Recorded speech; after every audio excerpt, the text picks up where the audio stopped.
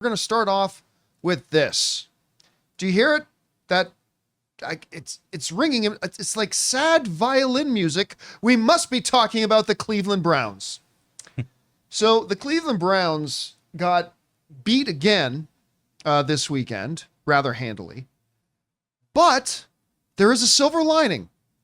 Something good may have come out of it from a fan's perspective and from a team perspective. One never wants somebody to get injured and hurt. Of course not. But Deshaun Watson, according to reports, has gone out with what they're calling an Achilles tear, and he will miss the remainder of the 2024 season. Now, once again, let me reemphasize, no one ever hopes somebody gets injured or hurt. Of course not. That being said, it was clear that despite the fact that Deshaun Watson may indeed be the worst player in the NFL, and easily, by far, the object of the worst contract ever given in the history of professional sports. Remember, a nearly $250 million, all guaranteed money, and 3 first-round picks, basically completely hog-tying their future. And they got rid of a guy who is 3 times better of a quarterback than Deshaun Watson is when they ran their guy out of town. For this, he went down with an Achilles. Now, look, it became very, very clear because of the contract they gave Deshaun Watson, they were never going to pull him. They were never going to bench him. Because you're paying him $250 million. You can't afford to sit his ass on the bench, right? The only thing that was going to take him out is if he got injured. And again, all well wishes to Deshaun Watson. Torn Achilles. I've never suffered one. Does not sound like fun. I don't wish that on him at all. But this may, in the long run, actually be better for the Cleveland Browns season, because now Jameis Winston is going to come in and probably take the majority of snaps under center. And by the way, Jameis Winston, he only played a little bit in that game, but he had a QBR of like 74 in the game, threw for a touchdown, 70-something, 67 yards. Yeah. He threw 4. Now, here's how it creates a really interesting dilemma, though, for Cleveland. Let's say theoretically, obviously Cleveland is not going to win out. Cleveland is not going to make the playoffs.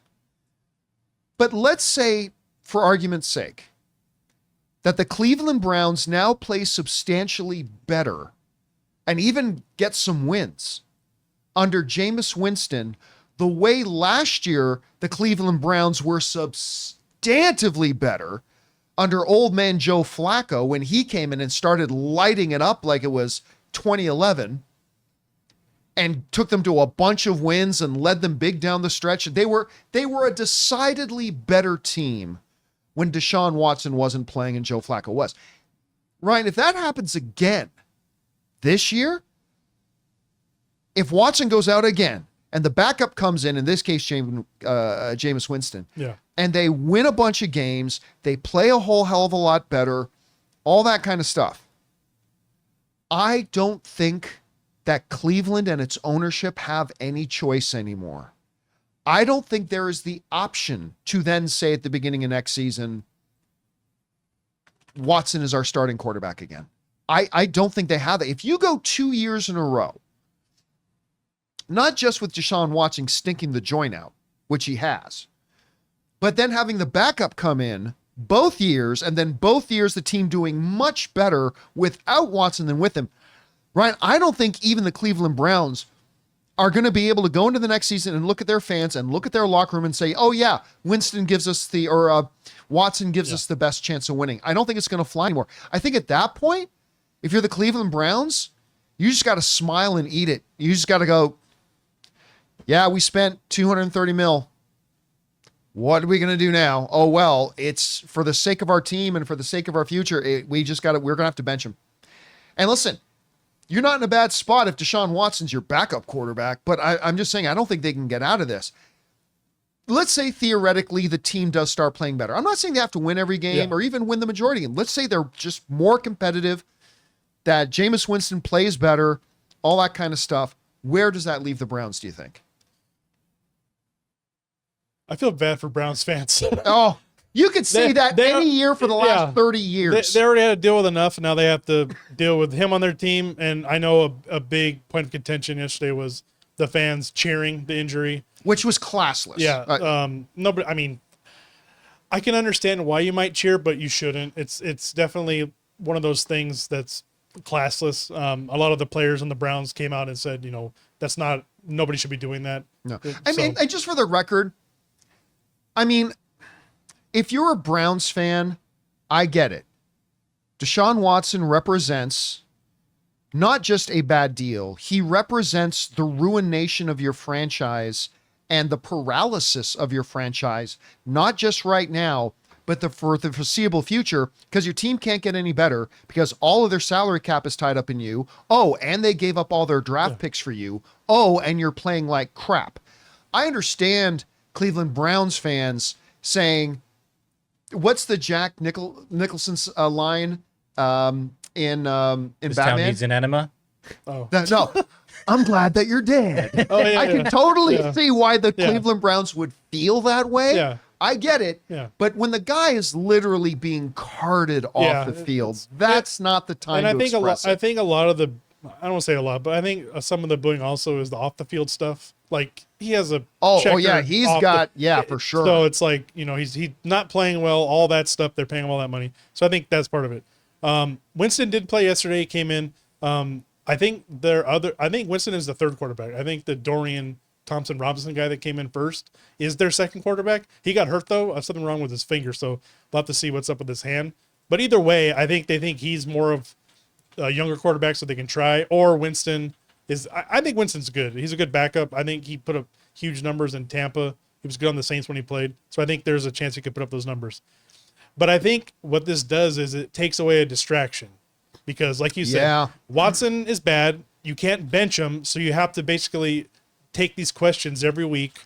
And everyone that's on the team has to have this floating over their head. So now he's gone.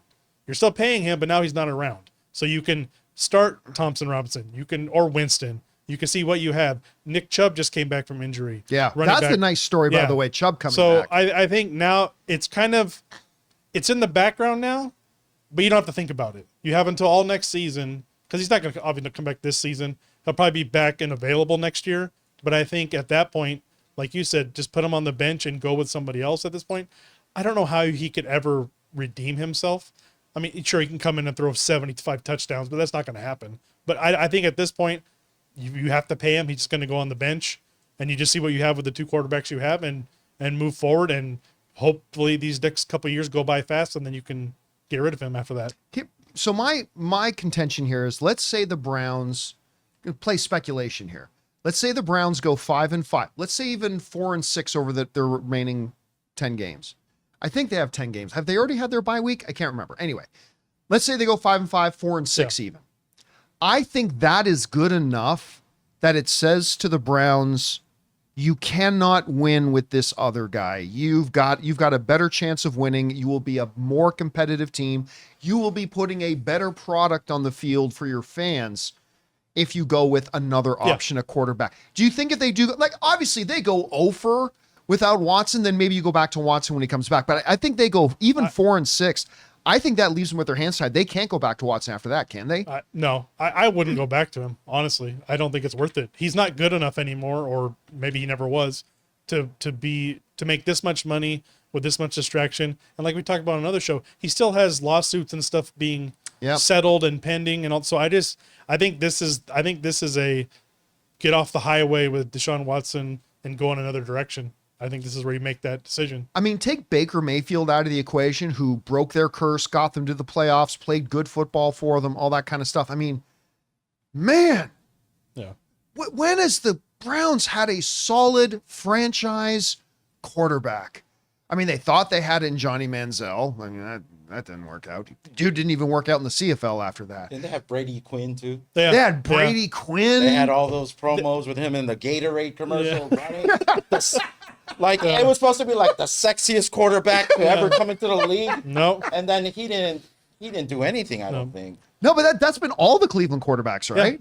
And then there was like the Braylon Edwards, and I forgot the quarterback Braylon at the time. Edwards. Yeah. Like that year, the early 2010s. Yeah. I mean, you got to go all the way back to like frickin' Bernie Kosar. Like, Oh yeah. Anyway, I'm sure this makes Ray happy though, being a Oh Bengals fan. no! I don't get into that. As a Bengals fan, I just want the team to beat anybody. I don't care about the division stuff. It doesn't matter. You know what? It sucks that they lost the quarterback. Hopefully, they get someone to step up. Yeah, I think Winston will actually. I honestly think they can do a 4-6. Anyway, guys, question is for you. What do you think about this? Deshaun Watson is now out for the rest of the season.